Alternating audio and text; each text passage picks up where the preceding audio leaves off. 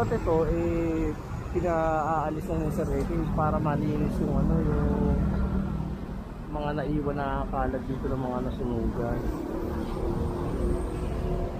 So ayaw pa rin ng malit. At nag-aabala siya dito kada mas na nga ng traffic.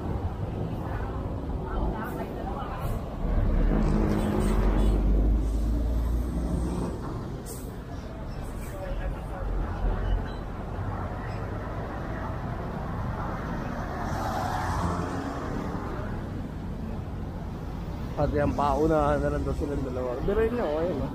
Imbis na nakakadaan na maayos yung mga sasakyan. Hindi, gawa nga nang siyempre nakakot ng dito. Tapos ito.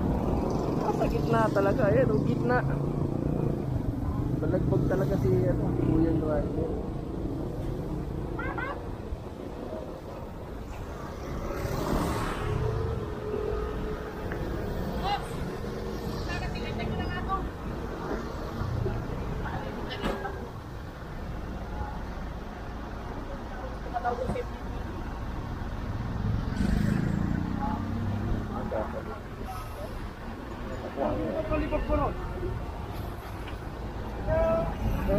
Gitna oh.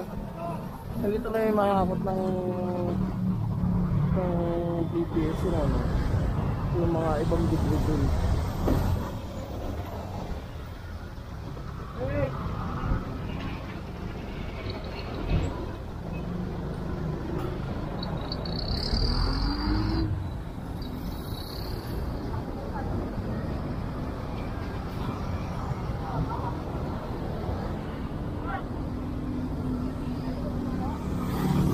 Nasunugan naman dito eh, pinagbigyan na. Kaya nagtayo pa ng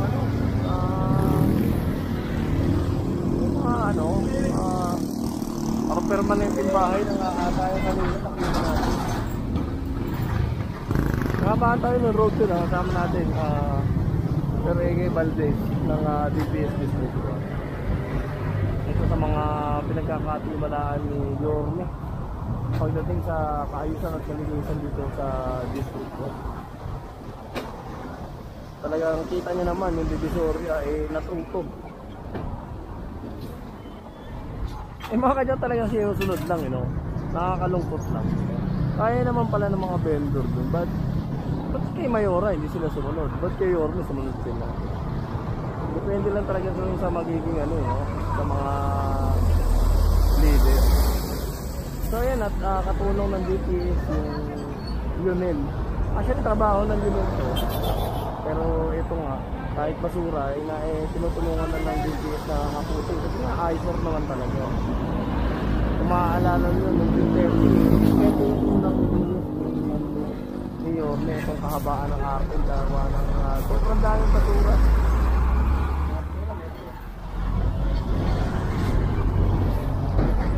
Ganun pa rin. Nakakalungkot lang, may mga kababayan tayo na talagang hindi sumusunod. Pero bagamat pag nahuli naman na nagtatapo ng basura, may kaukulang pa ng parusa na igagawad sa kanila. So paalala sa mga nagtatapon, huwag kayong papahuli. Galingan nyo.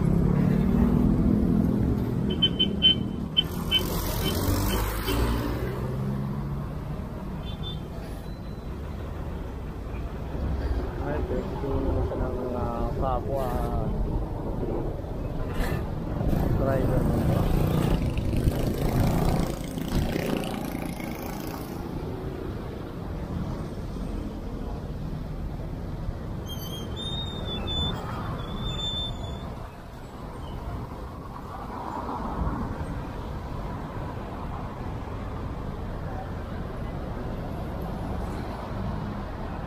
Ito pa nakakapot yun.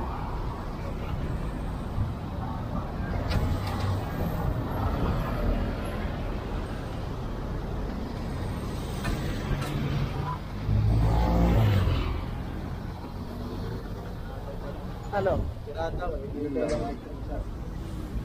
mag-start. Oo nga pala. Kaya pala ito naka-illegal parking. Nag-aantay lang na mungkot. Yan. Agad mga kayo, ayaw ito mga. Para ano lang ha, para nasa kaalaman ng lahat. So itong truck na to, nasiraan pala sa gitna din po ng arte.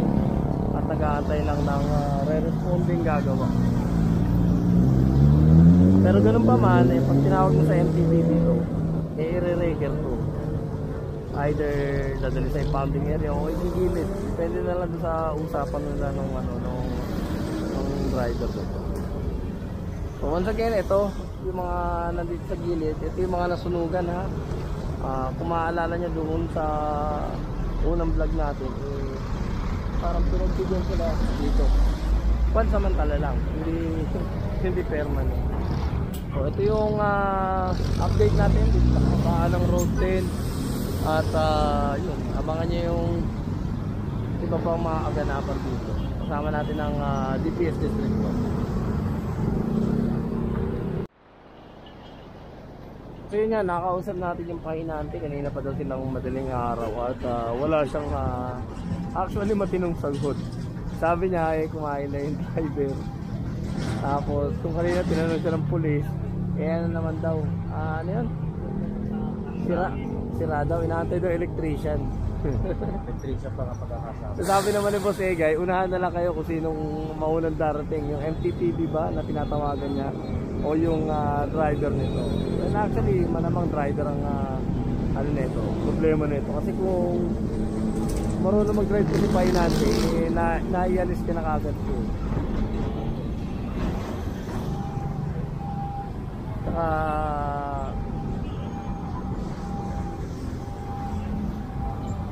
sana kinuha niya yung number ng driver niya para natawagan niya. Kadalasan nangyayari kasi dito yung mga driver malapit lang dito sa area. Kaya lang, ang problema niya siyempre focus ng traffic.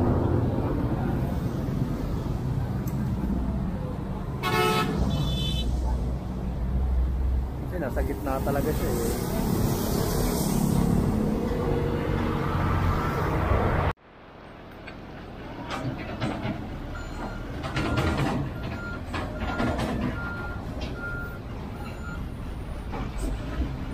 Ito nyo naman talagang inaaraw-araw yung pag-aakot ng basura dito. Dahil kung mapapabayaan, itatambak na naman kagaya nung nakaraan.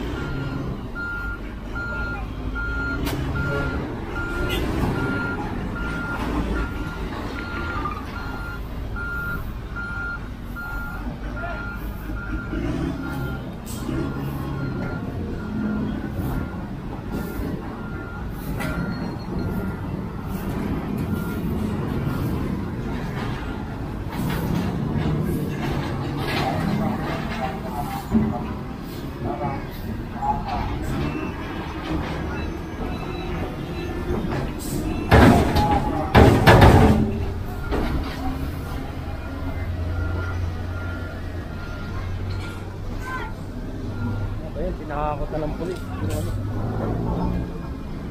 Tinambak na kalakal.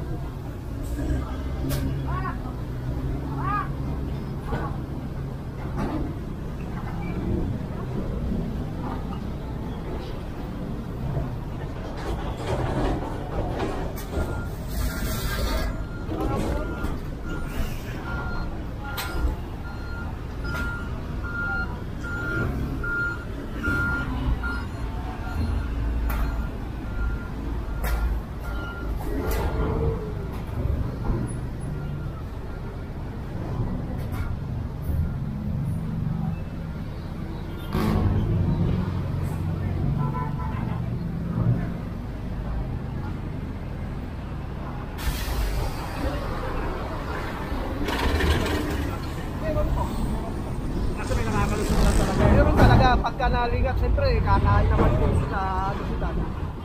Parang barangay, kakain. Pagpalik, meron na.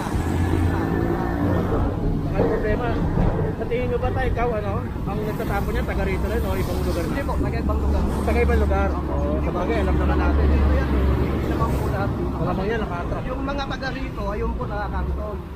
Okay. Pagdating ng truck, Saka iba bibigay. sa kanila ay babato sa... Pwede naman yun eh. Okay, gaya niyan, di ba? Pwede naman makiusap. Pero yung mga ibang hindi taga rito, malamang marami pang dala yun. Marami. Minsan niya, may Hindi naman isang bag lang yun eh, di ba? Walang problema kung isang bag lang. Pwede ba palusutin eh, no? Isa mo na lang ng gano'n. Oo. Eh, ang problema, minsan, isang truck, isang jeep. Jeep. Kagaya nahuli, na nakaraan. Oo. Ida-drop na lang dyan, no? Chechepo pag wala nakabantay. Ayun. Alright. Sige ikaw, thank you. Barangay ano to? 105. Okay, thank you. Okay, thank you, tao. So yun, mga kadalasan na nagtatapon daw ay hindi daw mga taga Maynila, taga ibang lugar. So huwag na kayong papahuli. Dahil pag na-tsempohan kayo at nahuli kayo, ay katakot na multa at parusa ang aabutin. So kilala naman ng mga tano dito kung sino yung mga taga dito. Yung mga naka-sidecar daw na yun, yun na yung minsan na nakikiusap kung baka pwede manguha ng mga kalakal. So ayan may bantay pala pero nakakasalisi lang. So dapat siguro gawin ng barangay dalawang shifting para halimbawang kumain yung isa may responde.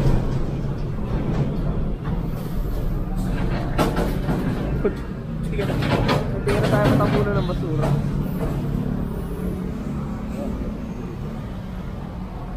Lahat ang mapapakinabangan yun, sinubukan. Lahat ang hindi ay iiwan dito. Sabi nga ni Boss Egay, parang ito yung naging tambakan nila dahil pag wala pa yung truck ng Junel, dito iniiwan. Ang masama niyan, dumadami. At yun nga, sabi naman nung barangay na nagbabantay dito, minsan, nasasalisihan sila. So, ang suggest ko na lang siguro, para hindi sila masalisihan ng mga nagtatapon dito, magkaroon ng kapalitan o karelyebo yung mga nagbabantay para naman kung kumain yung isa may papalit sa kanya. Madali lang naman yan bili lang naman ng radyo kasi kung CCTV hindi naman masasaway din, makikita lang pero hindi masasaway, pero maganda talaga nyo CCTV katawang radyo para pag may mga nagtatapon may iraradyo kagad, may titimbre kagad din sa mga tanod na nagbabantay. O dito kasi sa Pilipinas, yung CCTV kasi nagiging lang, parang recorder lang.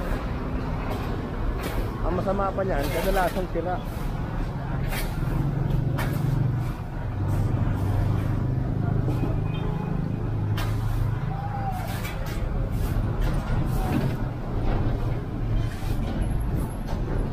Araw-araw parusa sa Palyunel dyan saka sa DPS. Kaya sana sa mga nagtatapon ng basura ay mag-responsable ko.